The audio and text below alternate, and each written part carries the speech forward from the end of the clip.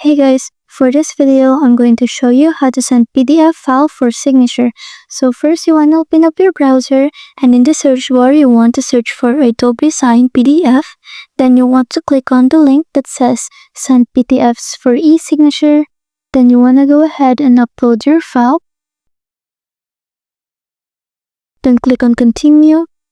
Then over here at the left sidebar, you want to enter the email of your recipient or whom you want to send the PDF to.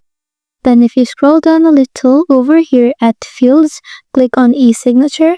Then drag it over to the document and you want to place it to where you want the signature of your recipient to be. And there are also some other field options over here that you can also put in the document. Then you can also choose to add a message for the recipient if you want. And after you've done that, just click on send. And that's it. Thanks for watching.